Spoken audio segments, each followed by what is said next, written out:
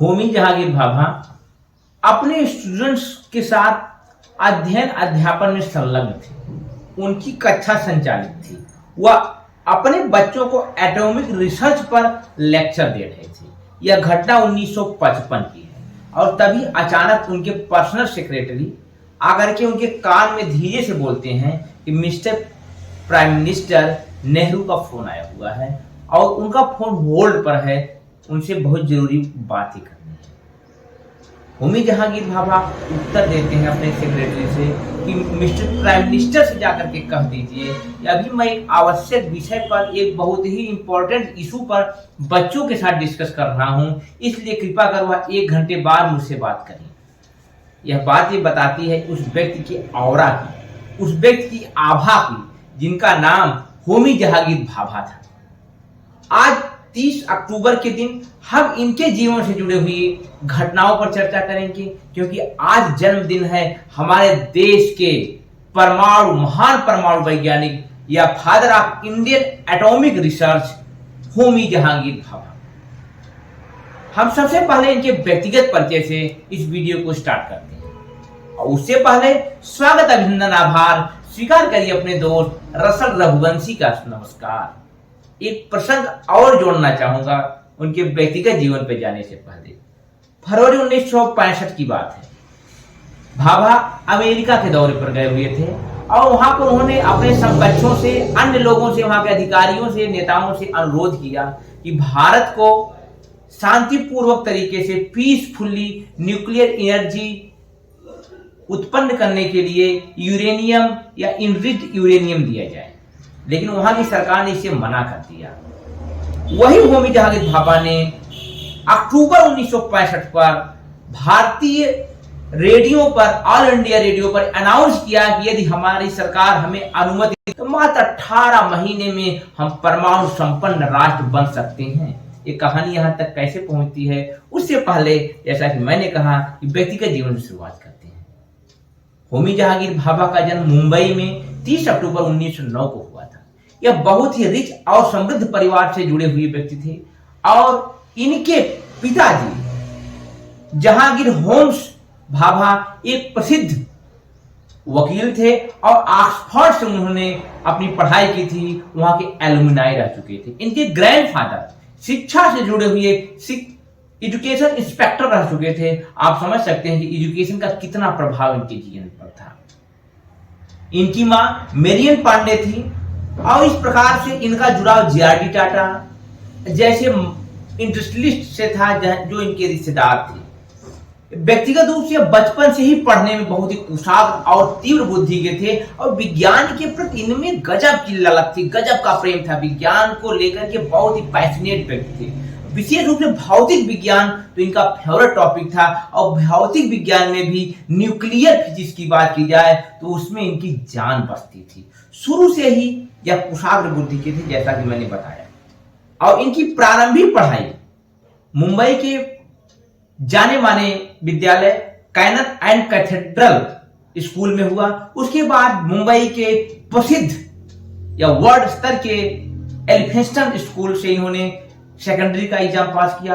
उसके बाद royal institute of science से इन्होंने बीएससी या ग्रेजुएशन की डिग्री ली। और इनके पेरेंट्स का, स्पेशली जेआरडी टाटा और इनके पिताजी का मानना था इस लड़के को हम एक अच्छा इंजीनियर, मैकेनिकल इंजीनियर बना करके टाटा स्टील का प्रभार इन्हें सौंपेंगे और उसी सपने को चरितार्थ करने के लिए, वास्तविकता में बदलने के लिए इन्हें भेज दिया जाता है कैम्ब्रिज विश्वविद्यालय, जहां की इन्होंने कठिन प्रवेश परीक्षा को पास किया और वहां से इन्होंने अपने परिवार के सपने को पूरा करने के लिए मैकेनिकल इंजीनियरिंग की कोर्स पूरा किया।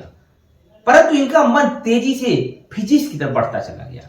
फिजिक्स और मैथमेटिक्स में इन्होंने जबरदस्त शोध किए और ढेर सारी स्टूडेंटशिप हासिल की, जिसमें Solomon studentship, Isaac Newton studentship 1934 में इन्होंने हासिल की और 1933 में इनका जो रिसर्च आया, उसने रिसर्च पेपर ने इनकी एक जबरदस्त ख्याति पैदा कर दी, जबकि इन्होंने the absorption of cosmic rays नामक शोध पत्र प्रकाशित किया, जिसमें इन्होंने बताया कि कॉस्मिक रेज किस प्रकार से कार्य करती हैं, किस प्रकार से वह इलेक्ट्रॉन और न्यूट्रॉन जैसे फंडामेंटल पार्टिकल के साथ बिहेव करती हैं।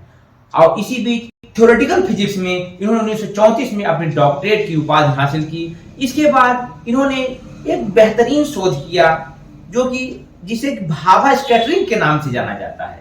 सामान्य रूप से इलेक्ट्रॉन पॉजिट्रॉन स्कैटरिंग कहा जाता है। ऐसा साइंस में माना जाता है कि हर कण का एक एंटी कण होता है, हर पार्टिकल का एक एंटी पार्टिकल होता है। जैसे इलेक्ट्रॉन का एंटी पार्टिकल पॉजिट्रॉन होता है, same weight and opposite in nature according to charge. के बाद इनकी लगातार उन्नति करते गए। जर्मनी में जाकर इन्होंने रिसर्च किया।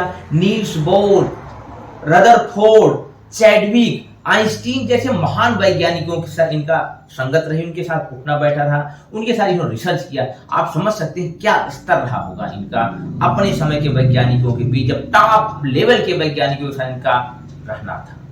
इस प्रकार लगभग 5 से 7 सालों तक रिसर्च करने के बाद या 1939 में छुट्टियों मनाने के लिए एक लंबी छुट्टी लेकर के भारत आते हैं और उसी बीच द्वितीय विश्व युद्ध प्रारंभ हो जाता है और भाभा का मन दोबारा पश्चिम के देशों में जाने से बदल जाता है और ये निश्चय करते हैं कि मैं भारत में ही अपने शोध को, अपने कार्य को आगे बढ़ाऊंगा। और उसी बीच Indian Institute of Science Bengaluru के एक महान वैज्ञानिक जो नोबेल प्राइज विजेता था भौतिकी में, सीवी रमन ने इन्हें ऑफर दिया कि आओ आप यहाँ पर पढ़ाओ। तब उसका नाम टाटा इंस्टीट्यूट ऑफ साइंस हुआ करता था। वहां पर यह एक रीडर के रूप में 1939 में अपॉइंट होते हैं और वहां पर कार्य प्रारंभ करते हैं। तो वहां इन्हें अनुभव होता है कि हमारे देश की जो साइंस बैकग्राउंड है, जो वैज्ञानिक दृष्टिकोण बहुत पिछड़ा हुआ है और लोगों को, नए युवाओं को, नए लोगों को मौका देने के लिए हमें व्यापक स्तर पर इस पर कार्य करना होगा और नई प्रतिभा को अपने देश में ही पैदा करना होगा। हमें आयातित प्रतिभाओं पर भरोसा करने से बचना होगा और उसी उद्देश्य को लेकर के इन्होंने वहां पर बहुत सारे इनोवेशन किए, बहुत सारे शोध किए, नए नए विभागों की स्थापना की और साथ ही साथ वहां पर एक छोटा सा न्यूक्लियर डिपार्टमेंट इन्होंने स्थापित किया जहां पर कॉस्मिक रेज पर अपना रिसर्च जारी रखा।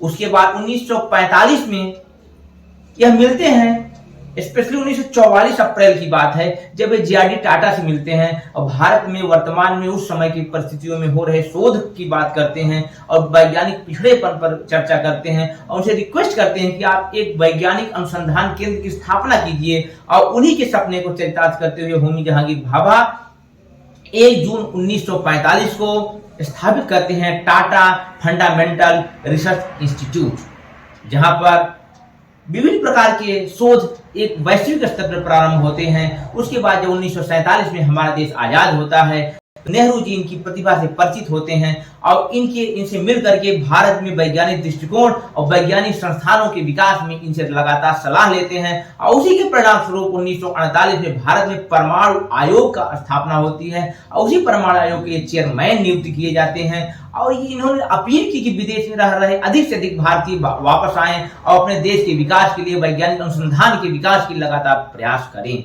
इस प्रकार से इनका प्रक्रिया लगातार आगे बढ़ती गई और कुछ उपलब्धियां इन्होंने हासिल की। 1943 में इन्हें प्रतिष्ठित एडम्स प्राइज मिला। 1954 में इन्हें भारत का जाना माना तीसरा सबसे बड़ा पुरस्कार पद्म भूषण सम्मानित किया गया। इनकी प्रगति लगातार बढ़ती रही और इन्होंने भारत में एटॉमिक एनर्जी पर लगातार नए नए शोध किए, नए नए आयाम स्थापित किए और उसी के क्रम में यह भारतीय परमाणु आयोग के साथ साथ भारत में परमाणु एनर्जी पर कार्य करना प्रारंभ किया। 1950 में यह जब विदेशों की लगातार यात्रा करते हैं, 1955 में यह अंतर्राष्ट्रीय परमाणु एजेंसी के कार्यालय में जाकर के एज ए चेयरमैन के रूप में यह अपना प्रतिनिधित्व प्रदान करते हैं भारतीय सरकार की तरफ से और वहां इनकी बातों से मोटिवेट होकर के, प्रभावित होकर के कनाडा भारत में रिएक्टर्स को डेवलप करने की टेक्नोलॉजी भारत से शेयर करता है और उसका परिणाम होता है अप्सरा न्यूक्लियर रिएक्टर, जो कि एशिया का पहला न्यूक्लियर रिएक्टर था, वो सामने आता है। इनके जीवन में सबसे बड़ा टर्निंग पॉइंट तब सामने आता है जब 1962 में हम बुरी तरीके से चीन से हारते हैं और 1965 में हमारा पाकिस्तान के साथ युद्ध होता है। 1964 में चीन परमाणु विस्फोट करता है। उसके बाद यह लाल बहादुर शास्त्री जी उस समय जो प्रधानमंत्री थे उन्हें कन्विंस करने में सफल होते हैं कि हमें भी परमाणु बम बनाना है और यह सूचना पाकिस्तान, चीन और अमेरिका के लिए एक बहुत ही भयानक सूचना थी कि इतना टैलेंटेड भारतीय वैज्ञानिक इस परमाणु बम बनाने के लिए तत्पर है तो अवश्य वो सफल ही हो जाएगा। इनका साथ भरपूर तरीके से लाल बहादुर शास्त्री देते हैं और इनके ऊपर अपना वरदहस्त रखते हैं कि तुम लगो, मैं तुम्हारे साथ सपोर्ट में खड़ा हूं। और उसका परिणाम यह होता है कि CIA बिल्कुल इस कंस्पिरेसी पे लग जाती है कि हमें किसी भी हाल में इन दोनों की जोड़ी को तोड़ना पड़ेगा। और कहीं न कहीं इसी का परिणाम होता है जनवरी 1966 के प्रथम सप्ताह में, जब हमारे देश के द्वितीय प्रधानमंत्री धरती के लाल बहादुर शास्त्री की विचित्र परिस्थितियों में, संदेहास्पद परिस्थितियों में ताशकंद में मृत्यु हो जाती है। और उसके कुछ ही दिन बाद 24 जनवरी 1966 को जब यह वियना में एक वर्ल्ड कॉन्फ्रेंस में पार्टिसिपेट करने के लिए, सहभागिता दर्ज करने के लिए भारत से जा रहे थे, तभी माउंट ब्लैक में इनका एयर इंडिया 101 विमान क्रैश हो जाता है। जो पुष्टि की जाती है कि जो पायलट था उसने डिसकम्युनिकेशन के कारण से उनका प्लेन क्रैश कर दिया। लेकिन ऐसा बाद की जांच में पता चला कि इस विमान के कार्गो में एक छोटा सा बम रखा हुआ था और उसी बम के एक्सप्लोजन की वजह से वह विमान क्रैश कर गया।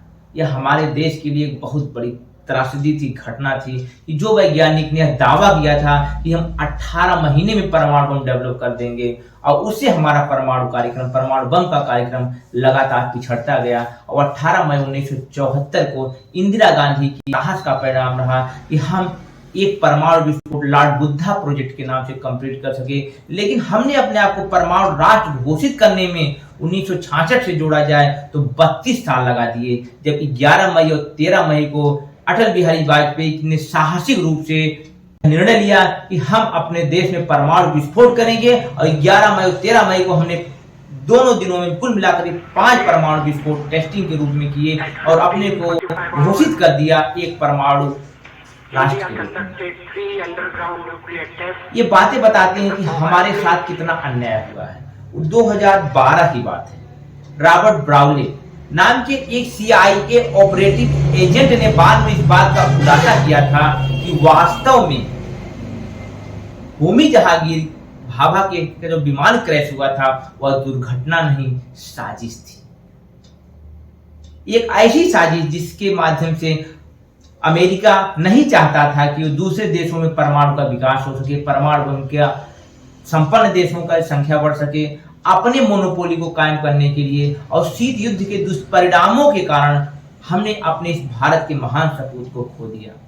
मैं अपने इस वीडियो के माध्यम से इस महान विभूति को विनम्र श्रद्धांजलि अर्पित करता हूं और साथ ही साथ आप सभी लोगों से अपील करता हूं कि आइए नेशन फर्स्ट की थियरी पे काम करते हैं, अपने देश को और मजबूत बनाने के लिए काम करते हैं।